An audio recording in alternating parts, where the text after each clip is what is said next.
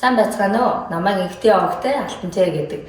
Би сургуулийн өмнөх боловсролын багшаар 2010 онд 13 он төгсөж ажлын гараагаа улсын тэргүүний 1-р цэцэрлэгээс эхэлж байсан.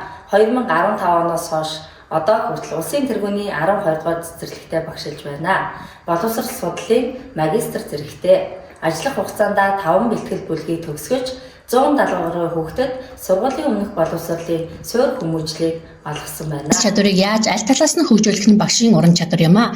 Иймд би багш мэргэжлийн зүрх сэтгэлийн мэргэжил гэж бодгоо. Тийм ч учраас энэхүү мэргэжлээ сонгохдоо хувь хүнийхээ зүрх сэтгэлийн дуудлагаар сонгосон болов уу гэж тэрээр ярих дуртай. Бага насны хүүхдийн бие биедийг эрүүл жуулж хөгжүүл тэдний эрүүл мэндийг хамгаалах чухал үүргийг өглөөний дасгал хөдөлгөөнд тоглоом. Би хөгжүүлэх дасгалуудыг тогтмол үр дүнтэй хийлгэх нь хүүхэд үйл ажиллагаанд сэргэлэн цаваа оролцох үндэс нь болдог. Иймээс хөдөлгөөн эрүүл мэндийн мэргэжлийн хөгжлийн бүлгээс зохион байгуулсан багшаасаа суралцсан өглөөний дасгал үйл ажиллагаануудад бүлгийн хүүхдүүдэд удирдан чиглүүлж амжилттай оролцоо.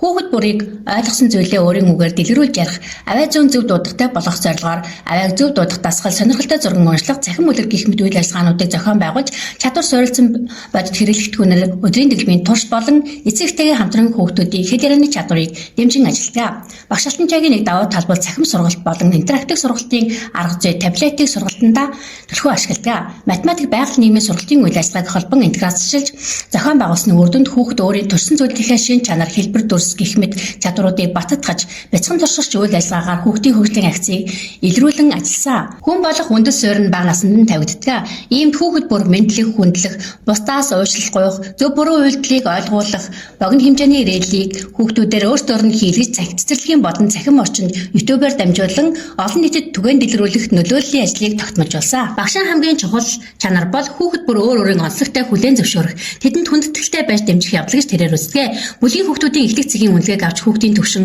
хөгжлийн онцлогийг нь мэдэрч үйл ажиллагааны явцад ажиглан тэмдэглэж баримтчуудан ялгаатай харьцаанд нийцүүлэн ганцаарчлан төлөвөө боловсруулан мөн бүлгийн менежменттэй тусган ажиллаж тэдэнд мэдлэг чадвар эзэмшүүлэх, сэргээн батгах зорилгоор аахаа алтан хонх гэх мэт танин мэдхэн үйл ажиллагааг тогтмол зохион явуулдаг.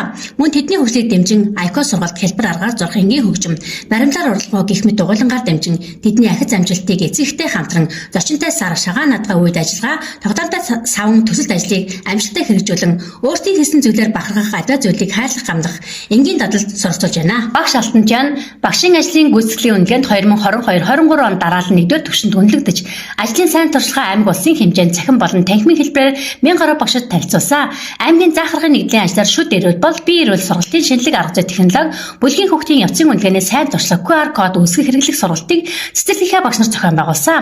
Эрдэм шинжилгээний баг хурал дараах амжилтуудыг гаргасан. Үүнд 2022 онд аймагтаа 9-р байр, 2025 онд аймагт 4-р байр шалгарсан. Сургуулийн өмнөх боловсролын 2-р бүсийн ур чадвар 2025 уралдаанд хэл яриа чиглэлээр эр авааг зөв дуудах сургалтын үйл ажиллагааг зохион байгуулж тэргүүн байр мөн бүсийн 40 гаруй багш нарт хэл ярианы чиглэлээр үзүүлэх сургалт олон нийтийн онлайн хуудас бүүвэ цэгийн давлгаа цэгийн өөрийн YouTube бусаараа дамжуулан сургалт үйл ажиллагааны сайн туршлагаа түгээн дэлгэрүүлэн ажиллаж байна.